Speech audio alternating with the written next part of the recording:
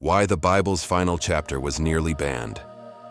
The final book of the Bible, the one that has shaped our vision of the apocalypse for 2,000 years, almost didn't make the cut. In fact, for centuries, its place in the Bible was hotly debated, with influential leaders in the early church fighting to keep it out. They saw it as dangerous, politically explosive, and a magnet for fringe groups. While it had strong supporters in some areas from very early on, it was also one of the most disputed books of its time. So how did this strange, terrifying, and controversial book end up as the final dramatic word in the Christian story? The answer reveals a hidden battle over the very soul of a new religion, a struggle that would define Christianity for millennia. Section 1. The Problem, a book on the brink. Today, we see the Bible as a single book, but it didn't start that way. For the first few centuries, there was no Bible. Instead, there were collections of gospels, letters, and teachings that varied from church to church.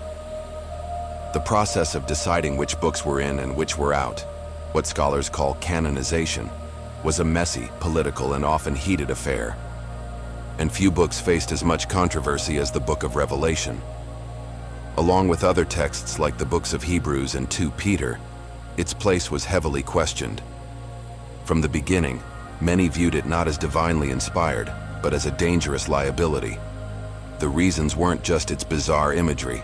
They struck at the core of what many church leaders wanted their religion to be: respectable, stable, and most importantly, safe from the wrath of Rome. Revelation was none of those things. It was a problem. And the central question that haunted church leaders was, is this book a divine prophecy or a fever dream that could get us all killed? Section 2. Reason 1. Fears of wild misinterpretation. Let's be honest, the most obvious problem with Revelation is its sheer weirdness. If you've ever tried to read it, you know it's not exactly a gentle sermon. It's an apocalyptic acid trip. You've got 7-headed beasts rising from the sea, monstrous locusts with human faces, a woman drunk on the blood of saints, and Jesus returning not as a peaceful shepherd, but as a sword-wielding warrior with eyes of fire. For early church leaders trying to convince the Roman world that their faith was rational and peaceful, this was a PR nightmare. Imagine trying to win over a skeptical official, only for someone to start reading aloud about dragons and cosmic battles. This wasn't just confusing, it was seen as dangerously destabilizing.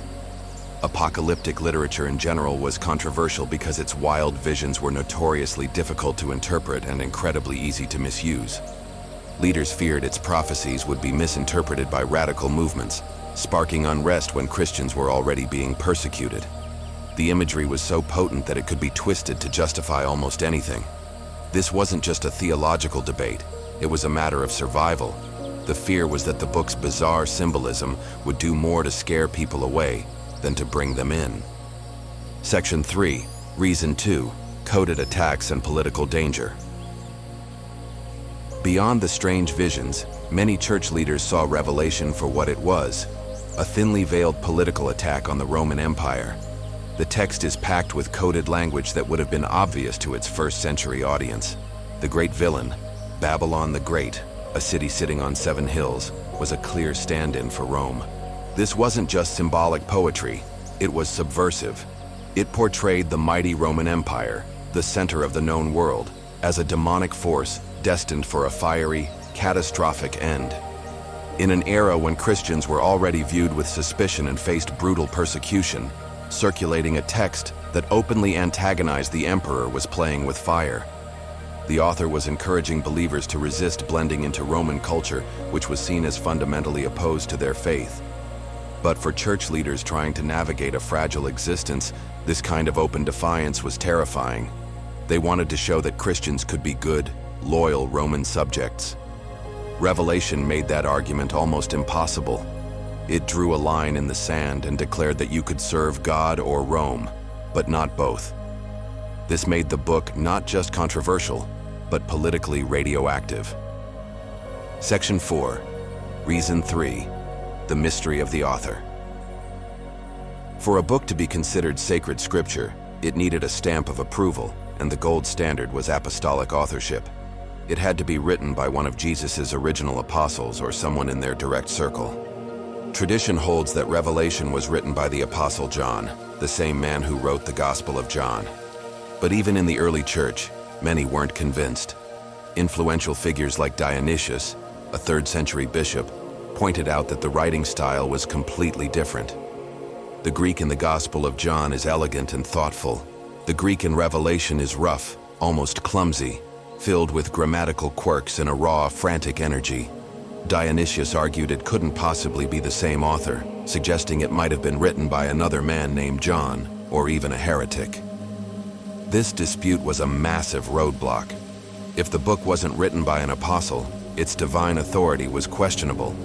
These doubts festered for centuries, particularly in the Eastern churches, making it one of the most disputed books of the New Testament.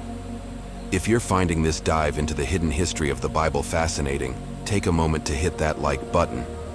It tells the algorithm more people should hear this story. Now, as if all that wasn't enough, Revelation had another major problem: the company it kept. Section 5. Reason 4. Guilt by association. One of the biggest strikes against Revelation was, who loved it the most? Groups the mainstream church considered dangerous heretics. Movements like Montanism, a charismatic, apocalyptic sect that claimed to receive new prophecies, were particularly fond of Revelation. They used its dramatic imagery and end times predictions to support their own radical teachings, which often challenged the authority of the bishops. This created a powerful guilt by association.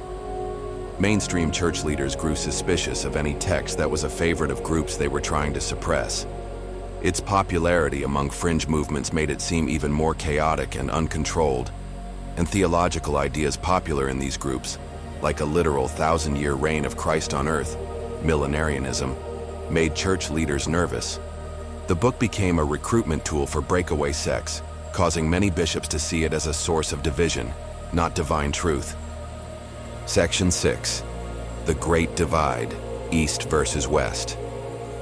The debate over Revelation wasn't the same everywhere. It created a deep and lasting split between the Western and Eastern churches. Generally, the Latin-speaking West, centered around Rome, was more accepting of the book. It was supported early on by figures like Irenaeus and appeared in important early lists like the Muratorian fragment.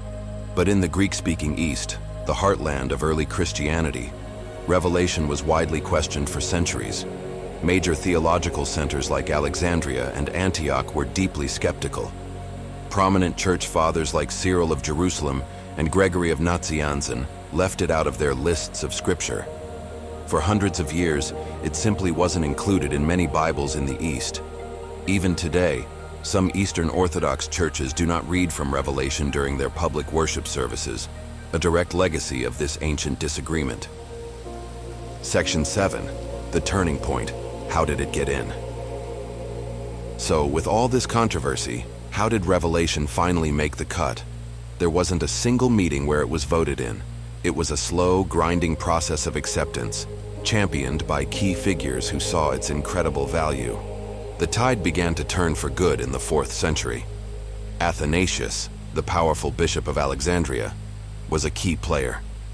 In a famous letter from 367 AD, he laid out the 27 books that he believed made up the New Testament, the exact same 27 books we have today, including Revelation. As one of the first times a major church leader had put forward this specific list, his influence was enormous. Why did he include it? Because for all its dangers, Revelation offered something no other book did: a powerful final vision of ultimate justice. For Christians who had endured centuries of persecution, its message was deeply comforting. It promised that God saw their suffering, and that in the end, tyranny would fall, justice would prevail, and a new, perfect world would be born. It provided the grand cosmic finale the biblical story needed. Section 8.